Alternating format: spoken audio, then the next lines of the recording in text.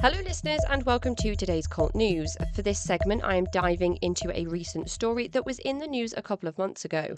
I'm your speaker, Casey, host of the Cult Vault podcast, and today I am looking at the case of Adnan Oktar, not someone that I had heard about until I started doing this work. So here is an overview of this news case. Adnan Oktar was born on February the 2nd, 1956. He was also known as Harun Yahya and was a controversial figure from Turkey who gained notoriety for his activities as an Islamic creationist, conspiracy theorist, and author. He claimed to be an advocate of Islamic values and promoted his views on a wide range of topics, including religion, science, evolution, and politics. Oktar was believed to have ties to a group called the Scientific Research Foundation, which was founded in the 1980s, which Oktar referred to as a scientific organization that dedicated itself to promoting his views on Islam and creationism. However, this organization has been widely criticized and considered by many as a pseudoscientific group that promotes unverified claims and pseudoscientific ideas. According to sources, Oktar used this foundation to push and publish and promote his own views on creationism and the rejection of the theory of evolution under his pen name Harun Yahya. It also was around this time that Oktar began putting his views onto young university students from wealthy and prominent families, with 20 to 30 or so of these people coming together to form a group, the first of Oktar's followers. Oktar continued to rise to prominence in the 1990s and the early 2000s through his TV show on A9 TV, preaching the true Islam based on the Quran, and through prolific publications advocating his views, which were often criticized by mainstream scholars, scientists, and Islamic theologians. He espoused a creationist perspective, rejecting the theory of evolution, and argued that Islam was the only true religion. Oktar gained particular notoriety during the early 2000s when he distributed thousands of his propagandizing pamphlets and creationist book titled The Atlas of Creation all over to European schools and universities and to American scholars and members of Congress and multiple museums and American schools. During this time, Oktar also filed over 5,000 lawsuits against individuals who he claims were defaming him.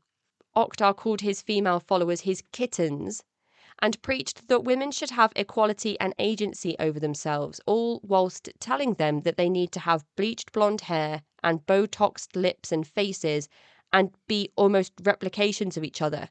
So it's strange.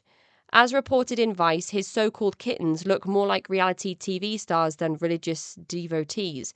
Given the influences that the Quran supposedly plays in his teachings alongside creationism, it was quite shocking to learn that they each wear minimal clothing and revealing dresses, going back to that rejection of traditional teachings, whilst also dictating how his followers should look and dress. As I said, it's strange. It's like a contradiction. It's like you shouldn't be oppressed, but you should look the way I tell you to. It's very odd. Adnan Oktar lived on his compound where his A9 studio existed with a number of his so-called kittens. The compound was very large and beautiful, made up of decorative pieces, exotic sea creatures in the surrounding ponds and pools, and regal furniture and luxury clothing. It also appears that many of the male members of the group were given the name Oktar. Kittens have explained that being on the compound is the safest place for them as they are treated as exceptional beings, according to a Vice clip. Adnan Oktar said that as long as a woman's sexual parts are covered, their breasts and vagina, then they are protected. They don't need to fully cover themselves, so a bikini is fine, for example. I mean, this feels progressive for a position that's practicing in a largely Islamic country where the dress code doesn't exactly match that.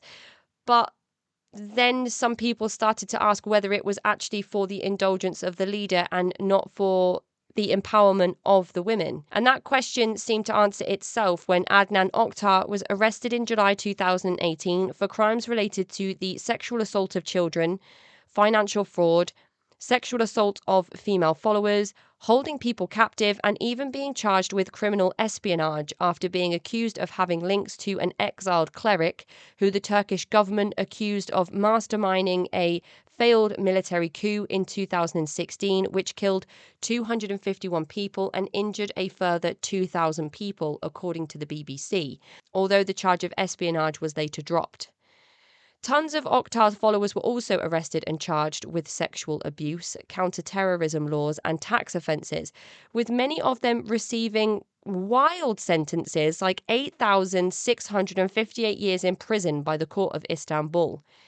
Adnan Oktar, after appeals and retrials, was sentenced to 1,075 years in prison. According to Adnan Oktar, this is a smear campaign. He is innocent, and it is a game by the British deep state that he has been arrested, charged, and sentenced. So that's an overview of Adnan Oktar, Turkey's most infamous cult leader, according to Vice. Is this one that you had heard of before? Let me know in the comments. That is the end of today's cult news. Join me tomorrow for more. And if you find this content helpful or interesting, please consider hitting the like and subscribe button. I'm your speaker, Casey, host of the Cult Vault podcast.